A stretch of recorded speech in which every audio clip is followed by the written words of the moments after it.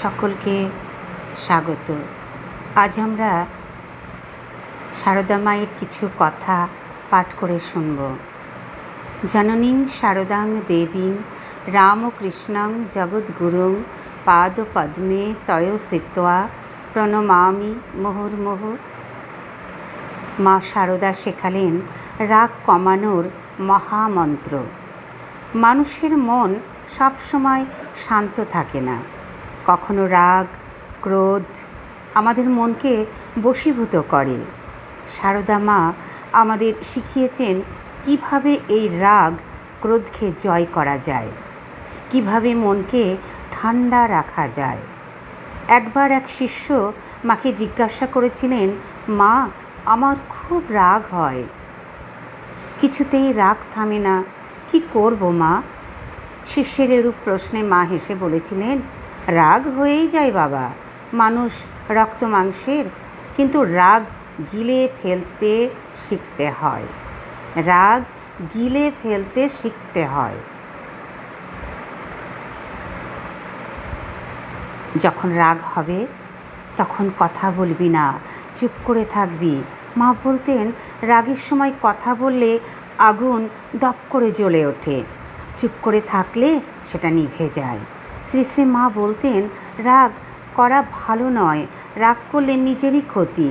তাই যখন রাগ হবে একটু জল খেয়ে ঠাকুরের নাম করে নিবি, ঠাকুরের নাম নিয়ে বসে থাকবি, দেখবি রাগ গলে যাবে।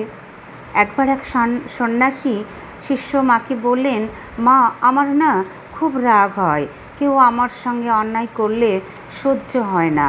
তখন মা বললেন, ওরে, অন্যায় সব ঠাকুর দেখছেন তো, তুই চুপ করে থাকলে ঠাকুরই বিচার করবেন, আর রাগ করলে ঠাকুরও কিছু করতে পারবেন না, কারণ তুই ঠাকুরের জায়গা নিয়ে নিলি। এই কথা শুনে সেই সন্ন্যাসী ভক্ত চুপ হয়ে গেলেন।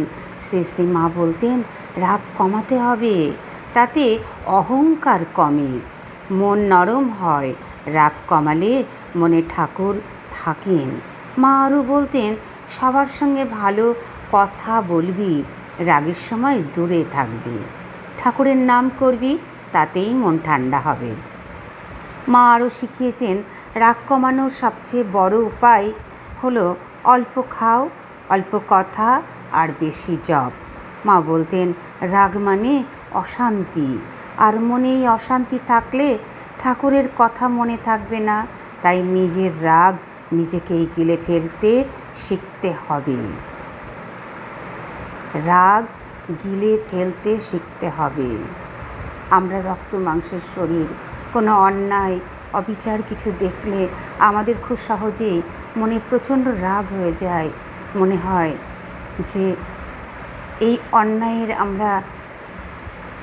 যে অন্যায় করছে তাকে আমরা দু চার কথা শুনিয়ে দিই, কিন্তু এতে হয় কি, সত্যি অশান্তি বাড়তেই থাকে। এতে আমাদের মনে নিজেদেরই শরীর মন খারাপ হয়ে যায়, খারাপ হতে থাকে। মা তাই বলছেন যে বিচার করা তিনি তো দেখছেন, ঠাকুরই বিচার করবেন, একটু রয়ে শুয়ে থাকলে তিনি আমাদের এই অন্যায়ের হাত থেকে তিনি মুক্তি দেবেন। আমরা এটা হয়তো এতটা সময় নিতে মনে হয় যে আমরা এক্ষুনি তার উচিত কথার জবাব দিয়ে দিই, কিন্তু সেই জবাব কিন্তু কিছুক্ষণের মধ্যেই সবাই পেয়ে যাই আমরা, যদি কাউকে কোনো খারাপ কথা বলি, অন্যায় করে কিছু বলি। তাই আমরা মায়ের কথা যদি একটু শুনতে পারি, যে কোনো রাগ হলো, কোনো কিছু, সেই রাগটা যদি আমরা নিজেরাই গিলে ফেলতে পারি, তাহলে হয়তো এইসব অঘটন বা শরীর খারাপ, শরীরের নানা রকম রোগ থেকে হয়তো আমরা নিস্তার পেতে পারি। মা আমাদের এই ক্ষমতা দিও, তোমার এই কথাগুলো যেন আমরা সবাই অক্ষরে অক্ষরে পালন করতে পারি। জয় মা, জয় ঠাকুর, জয় স্বামীজি, প্রণাম নিও মাগো।